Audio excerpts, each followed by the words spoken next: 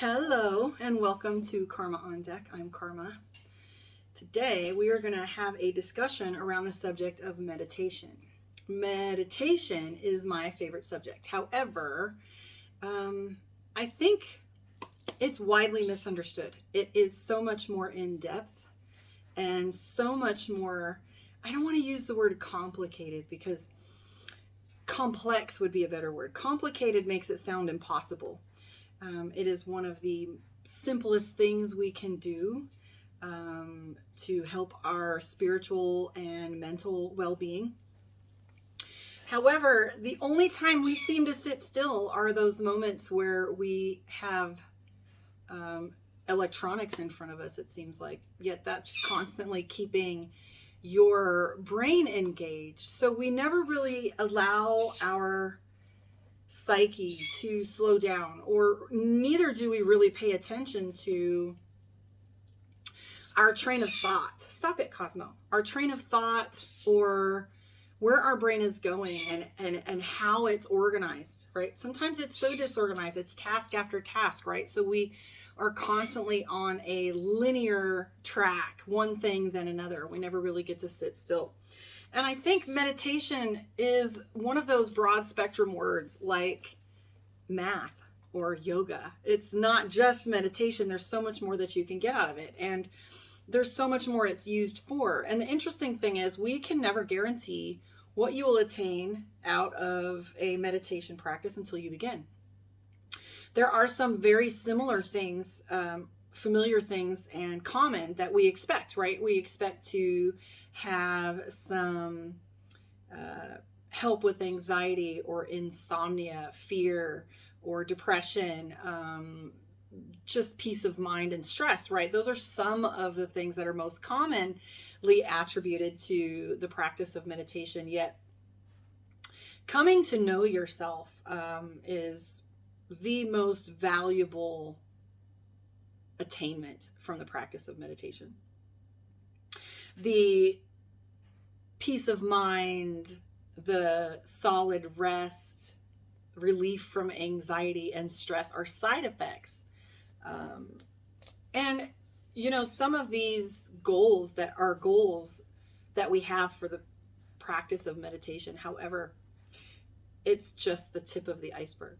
The clairaudience, clairsentience, clairvoyance, astral travel, akashic records, past life regression, telepathy, telekinesis, all of the tellies, the things, you know, the ability to see and envision and open, and, you know, the insight and intuition that's acquired through it. But I would like to say that my most valuable practice that most valuable, side effect isn't the right thing, but most valuable benefit is proprioception. And when I talk about proprioception being important, it's because it's the way in which we operate within this human vehicle, right?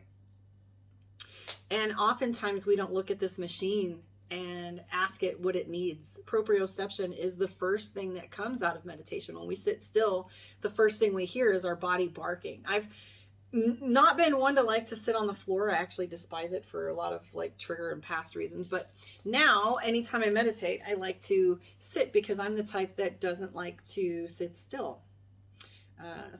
Someone once said to me, I'd be impressed if I could see you sit still for 5 minutes. And even when you're sitting still, you're not sitting still, which is true. So I don't want you to get it in your head that you feel that meditation is literally sitting still. I mean, sitting in silence is important. However, I notice that energy moves within my body, and so I have to move with it. So meditation doesn't look exactly like we think with the Buddhas, right? The shamans, etc. Meditation is a practice of silencing the mind and being able to take ourselves out of the present moment, out of the conversations and the chaos and the activity long enough to come to center ground and calibrate. And those are some of the things that I am going to play with conceptually with you. I'm going to go over some techniques that are going to help you with your meditative practice over time.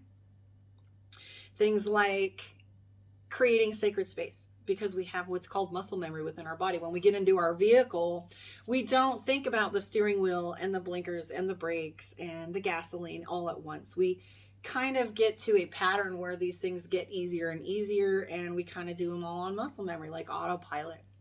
Proprioception, the ability to listen to the subtle energies and fluxes within the body. When was the last time you asked your belly, how you doing, right?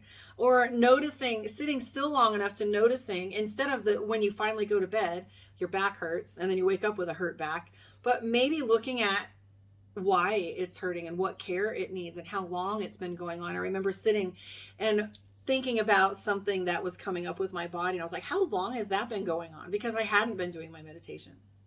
We're going to talk about box breathing, appropriate or the best practice for breathing techniques and finding the pauses. Unlike yoga, I mean, meditation is all about breath. I don't want it to be like boxed into being all about breath. But what's true is breath is important, very important. And there's multiple techniques out there. Breath work is very different than finding your breath in yoga, right? Yoga is all about breath.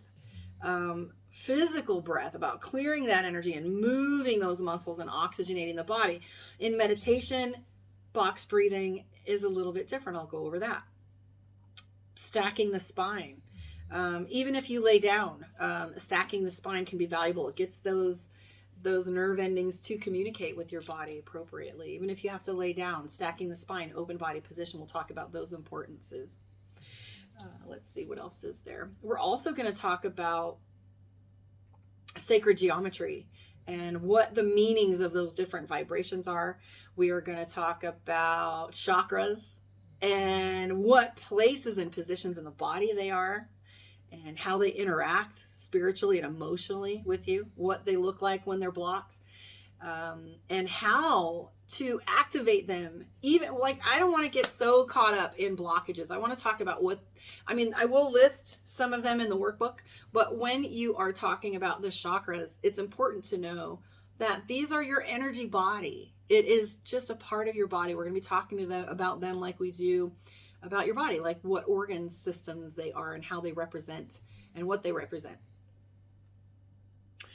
So that's just some of the basics, some of the beginnings. So we're going to set some goals for your meditative practice. Like I said, creating sacred space, creating muscle memory, stacking the spine, box breathing, proprioception, sacred geometry, all the clairs. There's so much to learn. But basically, ultimately, what we are going to do is find ourselves in the stillness. So hopefully you'll stick with me on this journey as I move forward and play with me. There's also going to be some fun little things that talk about meditation in motion. So I want you to look at meditation a little bit differently, and I hope you'll stick with me on this journey, and I promise you it'll be worth it. It is probably the thing that I'm most proud of attaining is that it's something that I stuck with. I just knew that from what I heard about meditation, those were the things that I wanted. So I'm hoping that you'll stick around with me, and I'm hoping that this is of value to you, and I will catch you in the next chapter.